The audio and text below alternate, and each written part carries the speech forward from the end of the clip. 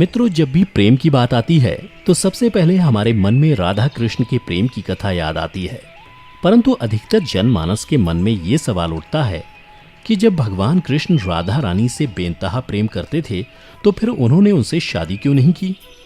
अगर आपके मन में भी ये सवाल उठता हो तो ये वीडियो आपके लिए ही है, क्योंकि आज के इस वीडियो में मैं आपको इसी सवाल का जवाब बताने जा रहा हूं कि आखिर भगवान श्री कृष्ण ने राधा रानी से विवाह क्यों नहीं किया। तो वीडियो के अंत तक हमारे साथ जरूर बने रहें। नमस्कार मित्रों, द डिवाइन टेल्स पर आपका एक बार फिर से स्वागत है।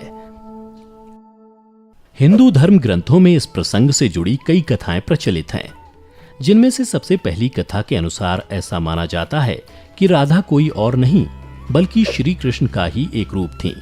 स्कंद पुराण की माने तो श्री कृष्ण को आत्मा राम भी कहा जाता है, अर्थात जो अपनी आत्मा में ही रमण करते हुए आनंदित रहता है और उसे आनंद की अनुभूति के लिए किसी अन्य की आवश्यकता नहीं होती। उनकी आत्मा तो राधा ही है, अतः राधा और कृष्ण को कभी अलग नहीं किया जा सकता। ऐसे में फिर राधा और श्री कृष्ण के विवाह होना और बिछड़ने का सवाल ही नहीं उठता। श्री कृष्ण ने ही खुद को दोनों रूपों में प्रकट किया है। ये भगवान का एक मनोरम रूप है। पुराणों में उनके इस रूप को रहस्य, अध्यात्म और दर्शन से जोड़कर देखा गया। वहीं ब्रह्म वैवर्त पुराण में वर्णित कथा के अनुसार श्री कृष्ण के साथ राधा गोलोक में रहती थीं।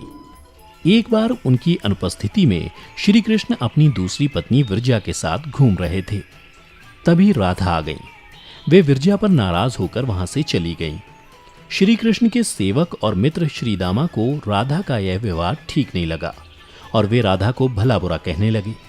राधा ने क्रोधित होकर श्रीदामा को अगले जन्म में शंखचूड़ नामक राक्षस बनने का श्राप दिया। इस पर श्रीदामा ने भी उनको पृथ्वी लोक पर मनुष्य रूप में जन्म लेकर 100 वर्ष तक कृष्ण विछोह का श्राप दे दिया। राधा को जब श्राप मिला था तब श्री कृष्ण ने उनसे कहा था कि तुम्हारा मनुष्य रूप में जन्म तो होगा, लेकिन तुम सदैव मेरे पास रहोगी।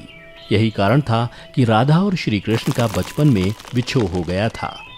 जबकि रामचरितमानस के बालकांड के अनुसार एक बार विष्णु जी ने नारद जी के साथ छल किया था। उन्हें खुद का स्वरूप देने के बजाय वानर का स्वरूप दे दिया था। इस कारण वे लक्ष्मी जी के स्वयंवर में हंसी का पात्र बन गए और उनके मन में लक्ष्मी जी से विवाह करने की अभिलाषा ही रह गई थी। नारद जी को जब इस छल का पता चला तो वे क्रोधित होकर वैकुंठ पहुंचे और भगवान को बहुत भला बुरा कहा और उन्हें पत्नी वियोग का श्राप दे दिया। नारद जी के श्राप की वजह से रामावतार में भगवान रामचंद्र जी को सीता का वियोग सहना पड़ा था और कृष्णावतार में देवी राधा का। इसके अलावा एक अन्य पौराणिक कथा के अनुसार राधा श्री कृष्ण से 5 वर्ष बड़ी थी। राधा ने श्री कृष्ण को पहली बार जब देखा था जब उनकी मां यशोदा ने उन्हें ओखल से बांध दिया था। कुछ लोग कहते हैं कि वह पहली बार गोकुल अपने पिता वृषभानु जी के साथ आई थी, तब श्री कृष्ण को पहली बार देखा था। जबकि कुछ विद्वानों की माने तो कृष्ण और राधा की पहली मुलाकात संकेत तीर्थ पर हुई थी। जो भी हो, लेकिन जब राधा ने कृष्ण को देखा तो वह उनके प्रेम में पागल जैसी हो गई थी और कृष्ण भी उन्हें देखकर मोहित हो गए थे और फिर दोनों में प्रेम हो गया था। ऐसा माना जाता है कि तभी से राधा श्री कृष्ण की मुरली सुनकर बावरी होकर नाचने लगती थीं और वह उनसे मिलने के लिए बाहर निकल जाती थीं। जब गांव में कृष्ण और राधा के प्रेम की चर्चा चल पड़ी तो राधा के समाज के लोगों ने उसका घर से बाहर निकलना बंद करवा दिया। जिसके बाद एक दिन श्री कृष्ण ने अपनी माता यशोदा से कहा कि माता, मैं राधा से विवाह करना चाहता हूँ। यह सुनकर यशोदा मैया ने कहा कि राधा तुम्हारे लिए ठीक लड़की नहीं है। पहला तो यह है कि वह तुमसे 12 साल बड़ी है और दूसरा यह है कि उसकी मंगनी रायाण के साथ पहले से ही हो चुकी है और वह कंस की सेना में है जो अभी युद्ध लड़ने गया है। जब आएगा तो राधा का उससे विवाह हो जाएगा, इसलिए उससे तुम्हारा विवाह नहीं हो सकता। हम तुम्हारे लिए दूसरी कन्या ढूंढेंगे। लेकिन कृष्ण जिद करने लगे। तब यशोदा ने नंद से कहा। कृष्ण ने नंद की भी बात नहीं मानी। तब नंद बाबा कृष्ण को गर्ग ऋषि के पास ले गए। गर्ग ऋषि ने कृष्ण को समझाया कि तुम्हारा जन्म किसी खास लक्ष्य के लिए हुआ है। इसकी भविष्यवाणी हो चुकी है कि तुम तारणहार हो। इस संसार में तुम धर्म की स्थापना करोगे। तुम्हें इस ग्वालन से विवाह नहीं करना चाहिए। तुम्हारा एक खास लक्ष्य है।